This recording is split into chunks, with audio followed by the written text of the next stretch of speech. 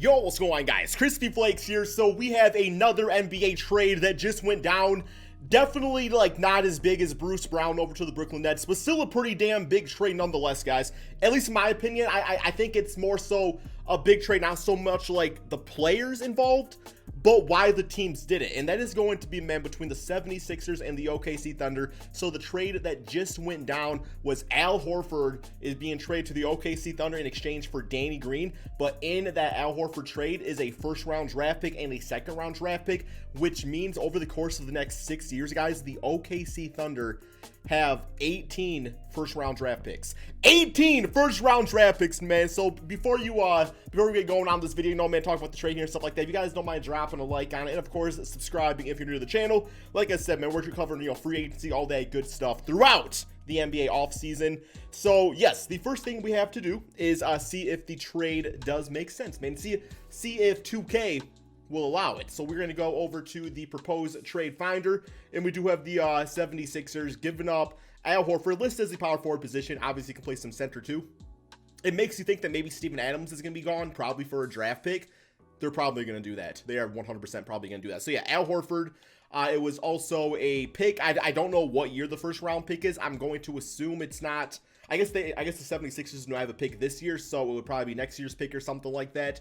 And a second round pick in exchange for Danny Green, who of course did not even put on a Thunder jersey, right? Like he was on the Los Angeles Lakers, got traded as a package for Dennis Schroeder. And yeah, man, so Danny Green going over to the 76ers. So first, let's see if 2K thinks it's a valid trade. Do you want to make this trade? Do all users accept? Well, I guess they got no option. I got both teams selected, right, man?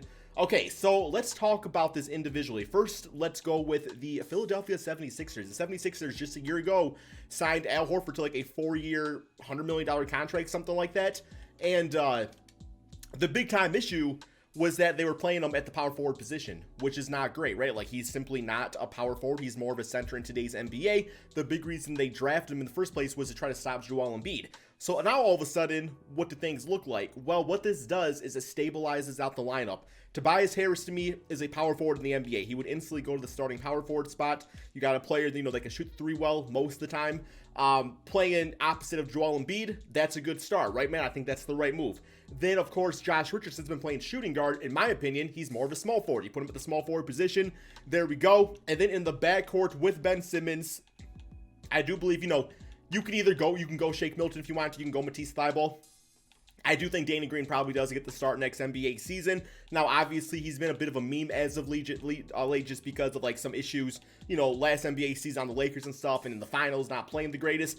But Danny Green is a champion, man. Danny Green is a champion. He knows how to get it done. Everybody struggles at times. He just struggled at the wrong time. But we all know what he does, right, man? He's around a mid to high 30% three-point shooter in the NBA. Gonna bring some perimeter defense. Like I said, bring some leadership. And he's just a good, solid NBA player. He's 33. So like I said, man, I mean, he might not start for the team, but I probably, just for his veteran leadership, could see him starting in the backcourt right there. So yes, to me, pristine move, man. Like 100% A-OK. Nah, but not only that, it's like, yes, obviously draft picks kind of suck, having to trade those away. But what I think this kind of shows, like just like a little like intrinsic message right here, is I do think the 76ers are not going to trade Joel Embiid or Ben Simmons. Because unless they were like pretty positive or guaranteed in the future success of Ben Simmons and Joel Embiid and not trading one of these guys away, they would not be trading away draft picks. If you trade away a superstar, chances are you're not getting a superstar back in return. You're not getting as equal a value. Therefore, your team goes into a rebuild and all that stuff out there, right, man? So by trading these draft picks, it means that the 76ers playing on staying competitive, because you're not going to trade a pick if you plan going into a rebuild, man. So yes, 76ers, good job. That is what you needed to do, in my opinion. Getting out of that contract too is absolutely beautiful. Now, looking over at the OKC Thunder side of things, this team, like I said, you're watching this video right now. By the time you're watching it, the team might be completely different, right? Because they are making some moves out there. Recently bringing in Ricky Rubio, Kelly Oubre. I'm hearing talks already. Yeah, he's not even on here anymore. He might have actually already been officially traded. I was hearing that Danilo Gallinari is going to a team like the Dallas Mavericks. I think that's the team I was kind of hearing about. Yeah, he's not even listed on this roster. This is updated NBA roster that I downloaded. But yes, with Al Horford, obviously you take on the contract. It's not great. What he gives you is a guy on your basketball team. I mean, Al Horford, like I said, isn't like he's not like a bad basketball player. He's just overpaid. Like, he should have never gotten that contract to begin with. But here we are with things, right, man? So, yeah, $27 million, $27 million, $27 million. By the 2022-2023 NBA season, he will be off the books. At that point, they're probably going to sign with a contender for like a minimum deal trying to ring chase, or he's going to retire, right, man? So, yeah, he's just going to be a guy that's going to be there for the rebuild. Maybe eventually when he's like on an expiring deal, you might be able to flip him for like another draft pick or something like that if teams are interested in doing so. But I think Al Horford is probably going to be on the OKC Thunder for the foreseeable future. Not a lot of teams are going to take on that contract without giving up a pick, which of course they got plenty to give away, right, man? But honestly speaking, this lineup right here is not that bad. I don't like this. I do not like Al Horford playing with Steven Adams. That's kind of disgusting. What I would much rather see is like, you know, them trade Steven Adams to a team.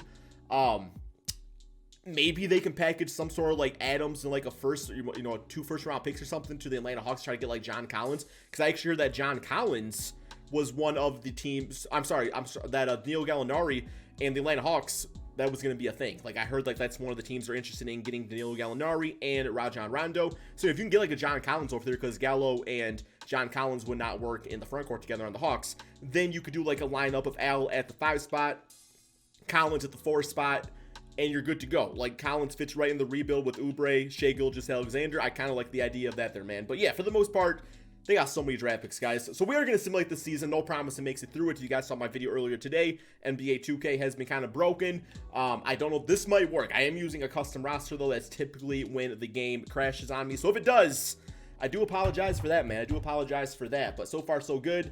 And I literally forgot to turn off injuries. You know what? They're part of the game, man. Always have CPU do the injuries. Injuries are part of the NBA, right, man? So straight up, disable CPU trade offers. All right, yeah, we're definitely prepared for this one, right, guys? But no, it's trades like this that, like I said, it's not the biggest trade of the NBA, but it's still some decent, you know, some decent names out there. Danny Green's been talked about a lot. Al Horford's been talked about a lot. Draft picks to continue stockpile of their of the OKC Thunder. And I see a lot of people saying that like Sam Presti is just like the greatest like GM of all time now, which I'm kind of like both ways on that. I'm like, well, I could see where you could say that getting all these draft picks is crazy, but also he has had 3 MVPs on his team, even all at the same time, and never won a championship. So yeah, right now he's smart. He's doing exactly what he wants doing and going into a rebuild. Do I expect them to go out there and draft, you know, 27 different rookies over the next 6 seasons? Probably not. I think eventually what you're going to see is he's stockpiling those draft picks, because eventually there's going to be some star player out there that's going to be like, ooh, I don't want to play on this team anymore, man. Like, I am not playing another game till I get on a different team. I want to go somewhere else. Not saying the OKC, not saying that Oklahoma City is exactly the biggest free agent destination or really player destination as a whole. But I mean, if you see like a guy that's like locked up for a few seasons, like James Harden, just throw a name out there, and all of a sudden it's like, yo, we'll give you like 10 draft picks for James Harden for the next 3 seasons. That'd be cool. That's a great thing, right, man? So on top of that, they got Shai Gilgeous, who's a great young player. They got Kelly Oubre. So there's going to be players out there that these guys are going to want to play with. And yeah, I think 2K just crashed. Hey, we made it through the season, man. Let's go, baby. This is big time right here. Okay. Yeah, we got one more game here against the Dallas Mavericks. Simulate through date and finish the W. So here are all the awards for you guys to see. Not all that important. Like I said, 2K is just kind of like the buffer. D'Lo All-NBA first team, though. Ben Simmons All-NBA second.